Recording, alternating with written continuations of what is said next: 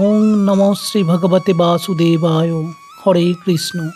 নমস্কার প্রিয় ভক্তবৃন্দগণ, আমার মনোজ কোলে অফিসিয়াল চ্যানেলে আপনাদেরকে স্বাগত জানাই। আজ আমরা জানব কোন দুটি সময় যদি আমরা শ্রী হরির কাছে প্রার্থনা করি তা সাথে সাথেই ভগবান শুনতে পান। প্রিয় ভক্তবৃন্দগণ, আপনাদের মনের মধ্যে বারবার প্রশ্ন আসে যে আমি সব সময় শ্রীহরিকে ডাকি, তা সত্ত্বেও শ্রীহরি আমার প্রার্থনা শোনেন না কেন? তাই আজ আমরা জানব আমাদের এত প্রার্থনা সত্ত্বেও শ্রীহরি শুনছেন না কেন। তাহলে কখন প্রার্থনা করলে ভগবান আমাদের ডাকে সাড়া দেবেন?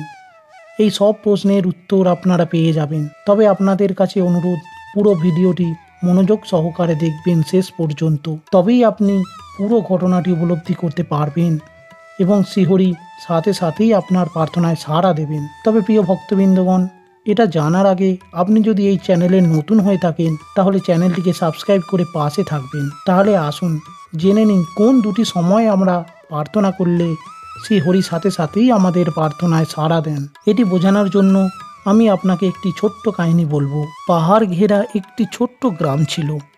দুই ভাই বাস করত সেই গ্রামে এবং দুই ভাই ব্যবসা করত এবং দুই ভাইয়েরই ব্যবসা ভালো চলছিল এবং তারা দুজনেই খুব উদার প্রকৃতির লোক ছিল এবং তারা গরিব ও দুঃখীদের সাহায্যও করত এবং তারা দুজনেই শ্রীকৃষ্ণের পূজা অর্চনা ও ভক্তি করত।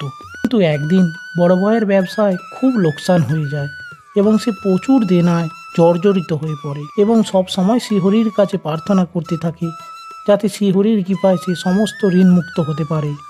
কিন্তু তাতে কোনো ফল হলো না। তার ফলে সে নিজের জীবন ত্যাগ করার জন্য গ্রামের পাশে একটি বড় পাহাড়ের ওপর ওঠে। সেই পাহাড়ের উপর এক সাধু ধ্যান করছিল। সেই সাধুটি দেখতে পায় যে এক ব্যক্তি তার জীবন ত্যাগ করার জন্য প্রস্তুতি নিচ্ছে। তা দেখে তৎক্ষণাৎ সেই সাধুটি সেই ব্যক্তির কাছে যায় এবং জিজ্ঞাসা করেন, হে বৎস, তুমি কেন নিজের জীবন ত্যাগ করছো? তখন সেই ব্যক্তি বিস্তারিত সাধু বাবাটাকে বললেন। সব শুনে সাধুটি তাকে বলেন, তুমি শ্রীহরির কাছে প্রার্থনা করো, দেখবে তুমি সব সমস্যা থেকে মুক্তি লাভ করতে পারবে। তখন লোকটি সন্ন্যাসীটিকে জিজ্ঞাসা করল, হে সাধু বাবা, আপনি বলে দিন আমি কিভাবে শ্রীহরির পূজা করব এবং কখনই বা করব যার ফলে শ্রীহরি আমার প্রার্থনা শুনবেন? তখন সাধুটি বললেন, তুমি প্রাতঃকালে বা সূর্যোদয় হবার আগে স্নান করে পবিত্র বা শুদ্ধ পোশাক পরে শ্রীহরিকে ডাকবে এবং এও বলেন, অথবা তুমি সাঁঝের বেলা বা সন্ধ্যা বেলা শ্রীহরির কাছে একটি ধূপ বা প্রদীপ জ্বালাবে শুদ্ধ পোশাক পরে।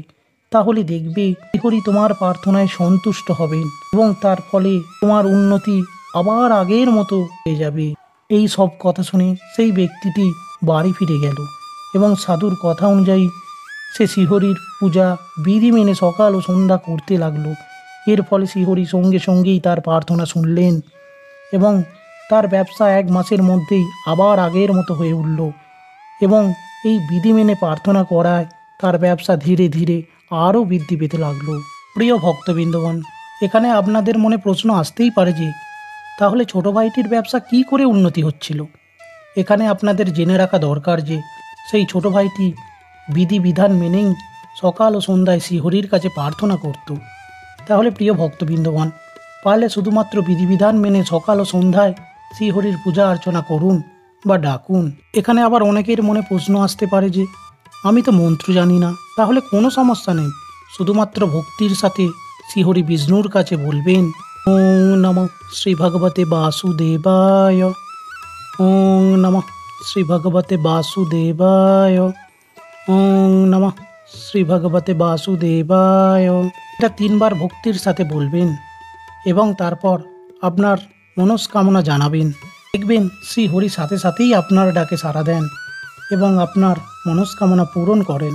এই দুটি সময় আপনি যদি শ্রীহরির কাছে ভক্তির সাথে প্রার্থনা করেন, আপনার জীবনের সুখ শান্তির জন্য বা ব্যবসার উন্নতির জন্য বা বাড়ির ছেলে মেয়ের পড়াশোনাই বলুন বা চাকরির জন্যই বলুন, এবং যদি আপনি ঋণেও জর্জরিত হয়ে থাকেন তার থেকেও মুক্তি লাভের জন্যই বলুন, সেই প্রার্থনার সাথে সাথেই শ্রীহরির কৃপা আপনি লাভ করতে পারবেন।